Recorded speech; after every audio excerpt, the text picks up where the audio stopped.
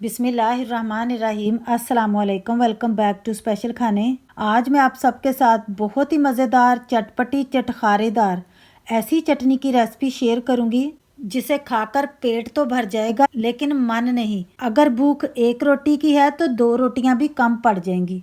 वही टमाटर प्याज और हरी मिर्च की चटनी तो हर घर में बनती ही है, लेकिन अगर आप मेरे इस तरीके को फॉलो करते हुए एक बार ये चटनी बना लेंगे तो गारंटी है चिकन मटन के अलावा दाल सब्जी को भी भूल जाएंगे। तो चलिए ये बहुत ही मज़ेदार न्यू स्टाइल टमाटर की चटनी को बनाना स्टार्ट कर लेते हैं।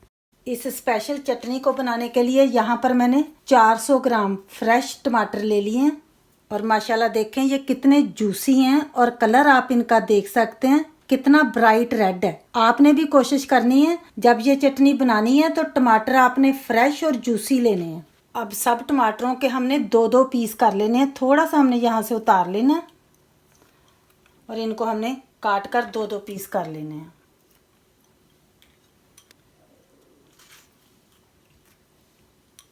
अब यहाँ पर मैंने फ्राइंग पैन ले लिया, फ्लेम को मैंने ऑन कर लिया है लो पर। अब मैं इसके अंदर शामिल करूँगी 1 टेबल स्पून कुकिंग ऑयल।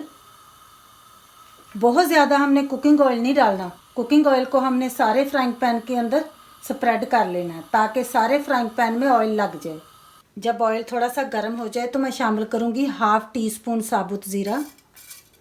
जब ज़ीरा थोड़ा सा क्रैकल हो जाए तो यहाँ पर मैंने ली हैं 3 लहसुन की कलियाँ जिनको हमने थोड़ा सा बारीक काट कर डालना है। थोड़ा सा हमने फ्राई कर लेना है। लहसुन को हमने बहुत ज़्यादा देर तक फ्राई नहीं करना, कलर नहीं हमने चेंज करना, बस उतना ही फ्राई करेंगे कि इसमें से कच्चापन चला जाए। तो जब कच्चापन लहसुन में से चला जाए तो हमने टमाटरों को इस तरह उल्टा करते हुए रख लेना है।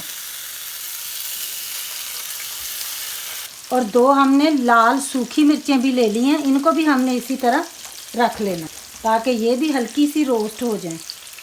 लो फ्लेम करते हुए हमने कवर कर लेना है और अब हमने टमाटरों को पकाना है ताकि ये सॉफ्ट हो जाएं और गल जाएं। 2-3 मिनट के बाद हमने साइड को चेंज कर लेना है ताकि दोनों साइडों से टमाटर पके और गल जाए जल्दी से। फिर से कवर कर लेंगे। अब टमाटरों को पकते हुए तकरीबन 8 से 10 मिनट हो गए हैं। टमाटरों ने कितना सारा देखें पानी भी रिलीज़ किया है। अब हमने इनका छिलका उतार लेना।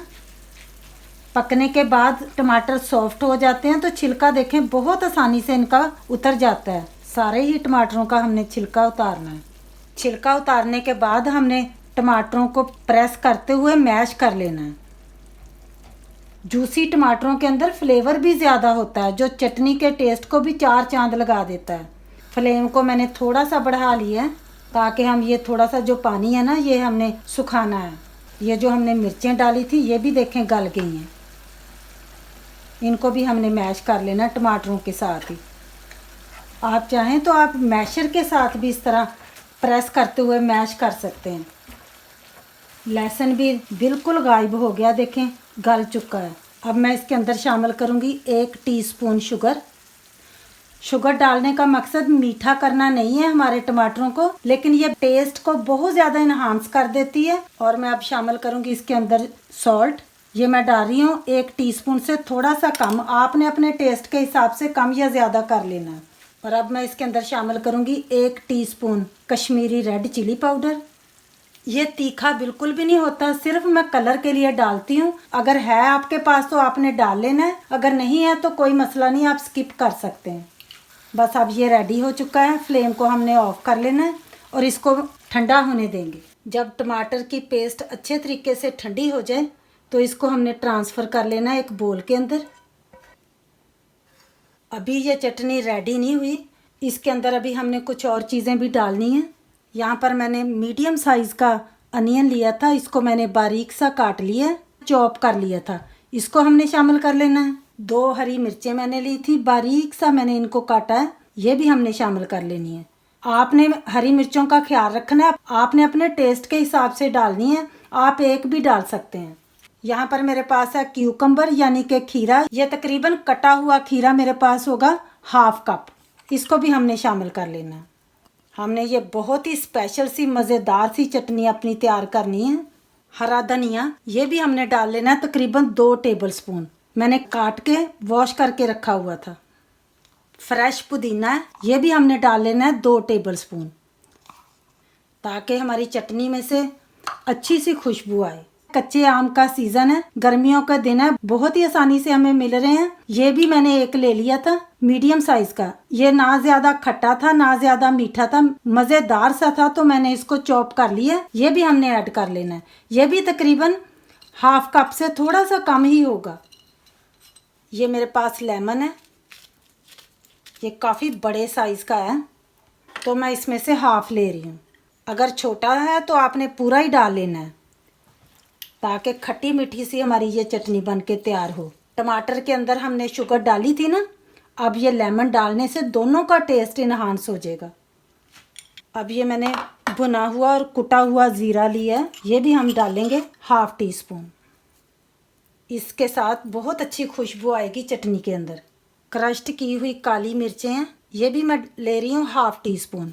क्रश्ड करके डालिएगा, पाउडर नहीं डालिएगा। बस अब हमने सारी चीज़ों को मिक्स कर लेना है।